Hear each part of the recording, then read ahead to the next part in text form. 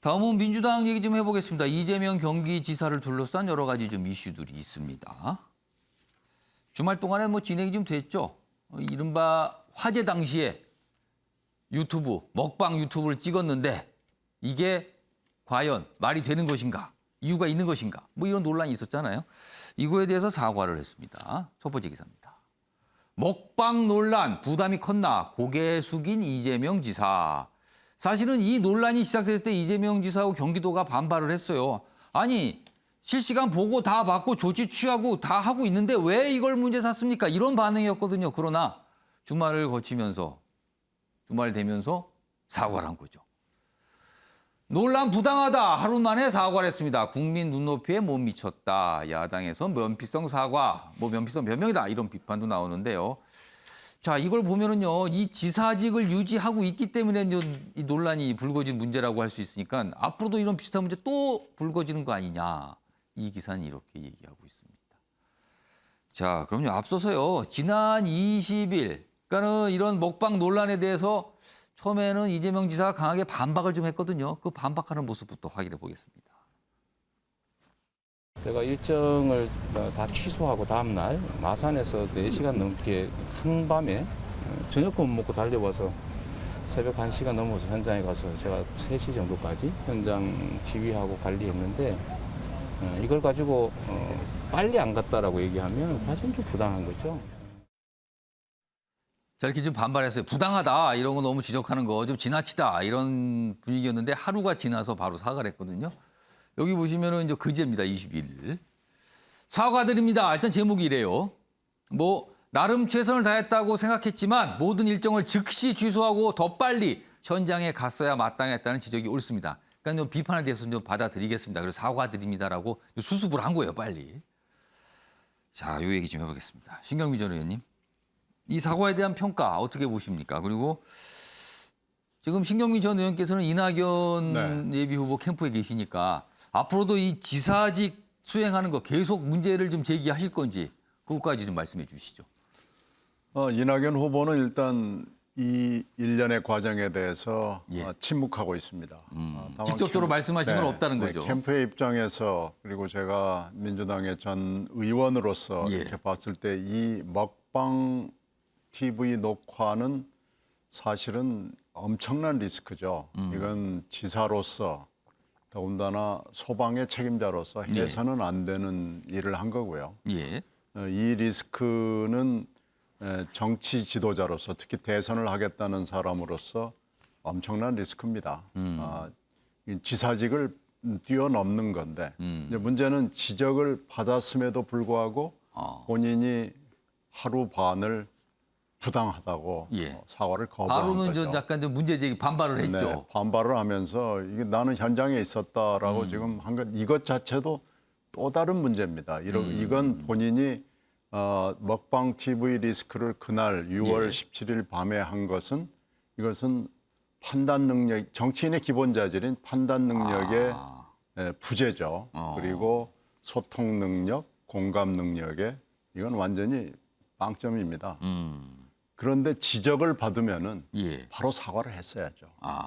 지적받기 전에라도 사과를 했어야 될 문제인데 지적을 받고도 하루 반을 버틴 거거든요. 그러니까 이것은 첫 번째 반응이 대단히 좀 뜨악했다라는 거죠. 그런데 하여튼 어찌 됐든지 간에 사과를 했는데 하루 지나서 이제 사과를 했죠. 사과의 시점이 언론들이 가장 주목을 덜 받는 시간대입니다. 토요일 오전 시간대면은 그리고 사과의 방법도 사실 정식으로 사과를 해야 될 만큼 큰 리스크인데 SNS에 글을 올려서 사과를 한 글을 거죠. 올리면서 사과를 함으로써 그 부분도 약간 좀 문제 제기를 하시네요. 사과의 방식에 있어서도 적절하지 않았다. 이 리스크의 크기에 비교해 봤을 때는 사과의 방식도 이건 정식으로 국민 앞에 사과를 해야 될 것이 아닌가라고 생각을 합니다. 그런 점에서 이것을 야당의 지금 대선 주자들이 인정을 할 수 있을지 저는 매우 좀 의심스럽게 생각합니다.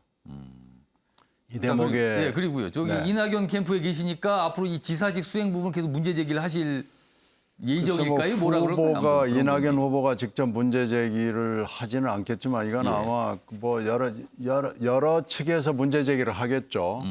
이건 지사직의 수행과도 관련이 되는 문제지만 기본적으로 예. 자질의 문제라는 점에서 지사직은 지금 법률적으로 얘기하면 12월 초까지는 유지할 수 있거든요. 예. 그렇게 되면은 지사직을 앞으로도 상당 기간 동안 유지를 해야 되는데 이게 지금 맞냐라는 문제죠. 이 문제는 캠프 차원의 문제는 아닌 것 같습니다. 그래서 기본적으로 이 문제를 해결하지 않고 넘어갈 경우에 예. 끊임없이 국민들로부터 특히 야권의 후보들로부터 지적을 받을 수밖에 없는 사안으로 보입니다.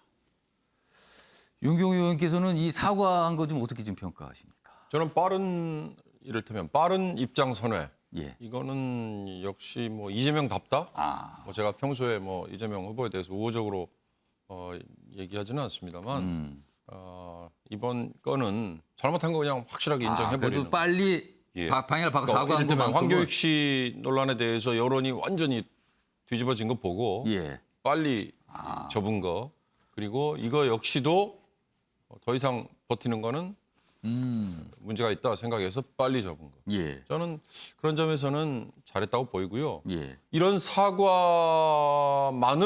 논란 공방만으로만 끝난 게 아니라 어제 그제 보니까 아까 우리 국민의힘 대선 주자들 뭐 윤석열 대 이준석 예. 다툼을 다루는 이때 예. 민주당의 1, 2위 주자들은 정책을 내놨더라고요. 그렇죠. 정책 발표를 했습니다. 그러니까 이게 사과라는 걸로 빨리 매듭을 지었기 때문에 아. 정책 발표로 전환이 가능한 거죠. 아. 그렇지 않고 그 논란은 계속 있는데 그걸 덮기 위해서 무슨 뭐 대북 정책 얘기하고 이낙연 후보는 뭐 지방 분권이나 예. 부동산 정책 얘기했던데 그런 얘기하면 이 사람들 왜 이렇게 따로 놀지라고 하지 않겠어요? 그러니까 그런 점에서 저는 이런 불필요한 소모전 예. 공방은 잘못한 거 있다고 생각하면 빨리 사과하는 게 그게 맞다.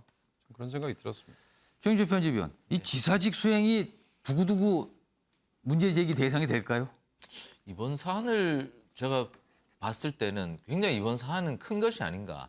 공무원의 시간은 누구 시간입니까? 제 시간입니까? 제가 만약에 공무원이라면 제 시간이 아니죠. 이재명 지사가 하루 8시간의 노동시간은 도민의 시간입니다. 도민들이 부여한 시간입니다. 도민을 위해 써야 됩니다. 제 집 사람이 공무원인데요. 저는 사실 가끔 이런 얘기합니다. 오늘 뭐 좀 와서 집에 와서 뭐 좀 이거 하고 가지 잠깐 와서. 그럼 집사람 큰일 날 소리를 하고 있어. 공무원이 어디 사적으로 10분, 20분 빼내다가 그 큰일 나는 소리를 하고 큰일 있어요. 날 요구를 하셨군요, 지금. 그렇습니다. 어쨌든 그렇게 공무원의 시간은 자신의 시간이 아니라는 겁니다. 예. 도민의 시간이라는 겁니다. 이재명 지사는 도민의 시간에 경남에 가서 먹방에 출연했습니다. 더구나 그 단순한 도민의 시간도 아니고 도민을 위해서 안전을 지키기 위해서 화염 속에 들어가 있던 소방관이 실종이 돼 있는데 그 엄중한 시간에 먹방을 하고 있었다는 것은 도민을 지키지 못했다는 것이지 않습니까? 예. 그러다 보니 엄청나게 비난이 쏟아지는 것인데 이재명 지사가 만약에 대통령이 된다면 100만 공무원을 지휘하는데 100만 공무원들에게 이러한 태도를 보여서 되겠습니까? 공무원들이 수긍하겠습니까? 나 오늘 먹방 갔다가 들어올 거야. 좀 과장님 좀 이따 올게요. 이렇게 말씀하면 되겠습니까? 이것은 말이 안 되는 얘기죠. 이것은 굉장히 큰 오류를 저질렀다. 저는 아주 엄중하게 국민들이 바라봐야 된다. 이렇게 생각하고요. 지사직에 있어서 이렇게 리스크가 드러나는 것은 이재명 지사가 공직의 엄중함을 잘 모른다는 것이죠. 지금 예산과 인사권을 갖고 있습니다. 또 자기의 시간도 도민의 시간으로서 일정도 굉장히 엄격하게 다뤄야 하는데 그 부분에 대해서 성찰이 부족하다는 것이죠. 이재명 지사가 공무원으로서 행동하는 것에 대해서. 그렇기 때문에 지금 지사직을 놓지 않고 있는 겁니다. 공무원에 대해서 너무 쉽게 생각하는 것이 아닌가. 도민들을 위해서 너무 좀 안이하게 생각하는 것 같아요. 저는 경선에 저렇게 열심히 뛰어들 것이면 저는 도지사직을 내려놓는 것이 맞다고 생각합니다. 앞으로도 계속 저런 시비가 벌어질 겁니다. 그리고 예산과 인사권에 대해서 엄중하고 공정하게 정말 휘둘렀는지 그리고 제대로 했는지에 대해서 검증도 아마 있을 겁니다. 그렇게 된다면 민주당에 대해서 굉장히 큰 리스크가 되지 않을까. 저는 이재명 지사가 하루빨리 경기지사직을 내려놓고 정정당당하게 경선에 임하는 것이 국민들을 위해서 그리고 도민들을 위해서 훨씬 더 좋은 일이다. 저는 이렇게 판단합니다. 뭐 지금으로서는 12월 초까지 유지를 할 수 있거든요. 그때까지 계속 갈 것 같다. 뭐 이런 얘기가 지배적입니다. 이런 상황에서 어제 뭐 공약을 하나 제시했는데요. 북한 관련된 공약이죠. 대북 공약입니다. 여기 보면 이 기사는 이제 두 가지를 다 섞어놨어요. 지사 리스크 커지는 이재명. 일단 뭐 사과를 해서 뭔가 좀 수습을 하려는 분위기였죠. 그리고 어제 공약 발표를 했는데 북한과 관련해서 북한이 잘못하면 잘못한다 밝힐 것. 이게 어떻게 보면은 당연한 얘기인데 그동안 현 정부에서 북한 관련해서는 이런 얘기를 못한 거 아니냐는 지적을 많이 받았거든요. 근데 그 흐름과는 다른 얘기를 합니다. 이재명 지사가요. 그래서 여기 보시면 어제 발표 내용에 대해서 좀 요약을 해놨는데 문재인 대통령의 한반도 운전자론 계승을 하면서도 차별화를 했다. 아닌 건 아니고 문제가 되는 거는 강하게 문제 제기하겠다. 이런 입장을 보입니다. 그리고 뭐 김정은 만날 것이다. 북한 호응하는 정책은 안 한다. 그러니까 이런 지점이 좀 차별화되는 거 아니냐 이런 거죠. 자, 그럼 어제 발표 내용부터 확인해 보겠습니다. 문재인 정부를 계승해서 더 주체적이고 적극적인 중재자 및 해결사 역할을 하겠습니다. 바이든 대통령, 김정은 위원장을 직접 만나서 문제를 풀겠습니다. 우리 국민은 북한과의 경제협력, 교류, 인도적 지원은 지지하지만 북한의 호응조차 없는 일방적 정책은 찬성하지 않으실 겁니다. 북한의 그릇된 관행과 태도에 대해서는 변화를 요구하겠습니다. 개성공단 남북공동연락사무소 폭파 사건은 우리 국민과 세계에 큰 충격과 실망을 안겨주었습니다. 북한이 잘못하면 잘못한다고 분명하게 우리의 입장을 밝히겠습니다. 윤기찬 변호사, 계승을 한다고 얘기를 전제를 하고 그 뒤에 설명은 조금 차별화된 모습이 있었거든요. 뭐랄까요? 이게 민주당의 다른 후보하고는 확실히 대북 정책에 대해서 좀 결이 달라 보입니다. 이거 어떻게 평가하십니까? 윤기찬 변호사. 저는 그 뒤에 약간 차별화됐다는 그 내용 자체가 사실은 주택에 본인이 하고 싶었던 말인 것 같고. 그 말이 네, 앞에 계승보다는. 네, 앞부분은 사실은 뭐 사실 크게 차이가 나지 않아요. 그러니까 이 지사 같은 경우에도 원래 그 비핵화에 완결된 로드맵이 나온 뒤에 그것을 이제 단계적 그 동시 이행으로 풀자 이런 식이잖아요. 예. 그 부분은 사실은 크게 다툼이 많이 없어요. 네, 단계적 이행은 뭐 비슷비슷합니다. 네, 다. 그런데 이제 문정부에서는 사실 로드맵 자체가 안 나왔었잖아요. 예. 그러니까 로드맵을 갖고 하자라는 게 야당도 어느 정도 그 정도 공감대가 형성됐던 부분이거든요. 따라서 문정부의 대북 정책을 개선한다라는 것도 사실 꼭 맞진 않아요. 내용적으로는. 말씀은 그렇게 했어요. 예. 이제 햇볕 정책을 개선하고 다 하신다고 했는데 예. 따지고 보면 꼭 그 문정부의 대북 정책과 맞지는 않는다. 전체적인 로드맵을 전제로 한 이 지사의 만약에 대북 정책이라면 예. 그것은 사실 국민이 원했던 부분이기도 합니다.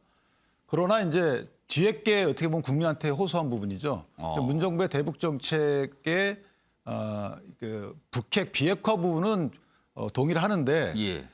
대북과의 어떤 여러 가지 그 다른 부분들은 다 동의하지 않는다라고 요약할 수 있을 것 같아요. 예를 들면 지금 계속 뭐 서해에서 우리 공무원이 피살된 사건, 개성의 남북연락사무소 폭파, 예. 기타 뭐 백신 공급 또는 뭐 저 대북 전단 문제 이런 부분에 있어서 앞으로 본선에 가면 여러 차별적인 그 구체적인 정책이 나올 수 있다. 그래서 그 부분은 사실 문정부를 비판한 것이라고 저는 이해를 하고 있습니다. 윤기호 의원님, 이 부분을 가지고 정책 차별화를 시작했다. 그러니까 지지층뿐만 아니라 중도 아니면 중도 그 이상의 어떤 유권자들을 의식해서 뭔가 다른 길을 가려고 하는 모습을 지금 살짝 보인 것이다. 이렇게 해석하면 좀 무리일까요? 차별화의 내용을 내놓기가 쉽지 않죠. 그러니까 크게 보면 DJ의 대북 정책을 개선하겠습니다. 예. 이건 굉장히 의미가 있어요. 예. 뭐 너무 극단적인 얘기 아니냐고 하실지 모르지만 북한에 대해서 흡수통일을 하지 않겠다라는 선언이지 않습니까? 그건 그렇게 볼 수도 있다. 그렇죠. 그 얘기는. 예. 과거에 뭐 우리 이승만, 박정희 정부까지 이어진 뭐 전두환, 노태우 정부까지도 뭐 그랬을지 모르지만 노태우 정부는 냉전 체제가 무너지고 소련이 무너지고 예. 그다음에 변화가 불가피했기 때문에 어찌됐든 북한에 대해서 우리가 당신들을 체제로서 인정을 하겠다.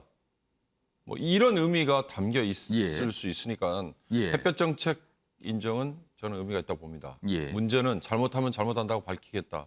인권 문제 어떻게 할 거냐 이거죠. 그러니까 우리와 북한 간에 지금 가장 사실은 양자 대결에서도 그렇고 유엔이나 국제 무대에서도 그렇고 예. 북한 내의 인권 문제에 대해서 우리는 알지만 외면 내지는 이 얘기는 안 하고 있어요. 침묵했지 않습니까? 예, 안 하고 있습니다. 대북 전단도 그 연장선에서 예. 그게 또 남남 갈등도 엄청나게 초래했지 않습니까? 인권 문제라는 거는 북한의 통치권에 대해서 우리가 인정을 할 거냐 못 하느냐 뭐 표현부터 시작해서 권한 여러 가지 3대 세습 비판할 거냐 말 거냐 당연히 비판하죠. 그러나 북한이 생각하기에 정말 아픈 곳을 찌른다고 할 정도로 예. 과연 그러면 치고 들어갈 수 있느냐? 예. 그게 다 인권 문제하고 연결되지 않습니까? 그러니까 인권이라는 거 따지고 보면 아주 인도적인 차원에서부터 시작할 수 있지만 김정은 정권에 대해서 저항했던 뭐 정치적인 목적의 뭐 탄압자 이런 것까지도 인권 문제 다 이렇게 확장이 되면 그렇게 되네요. 아울러질 수 있기 때문에 예. 그런 점에서 잘못하면 잘못했다고 말하겠다 이게 예. 정말 말은 쉽지만 현실에서는 그럼 인권 문제 어떻게 할래? 좀 더 구체적으로 입장을 한번 내볼래라고 얘기하면 뭐라고 하겠어요? 그거는 그때그때 상황에 따라서 보고 판단하겠습니다라고 말하겠죠. 그런 측면에서 보면 차별화라는 게 내용은 별로 찾아보기 힘들다. 뭔가 그건 얘기를 했지만 실질적으로는 쉽지 않다. 저는 그렇게 봅니다. 그건 이재명 후보가 아니라 예. 아마 다른 후보도 같은 처지일 겁니다. 그게 우리가 어쩔 수 없이 대북 관계에서는 이중 구조를 인정해야 되는 우리의 현실이 아니지 않을까 싶습니다. 그러니까 어제 저는 이런 공약과 입장을 냈는데 야당 대선 주자가 만약에 그러면 인권 문제에 대해서 문제 제기하실 거지요라는 질문을 던진다면 이게 답하기가 쉽지 않다는 거네요, 지금. 어제 뭐 공약 발표 내용 중에 하나였습니다.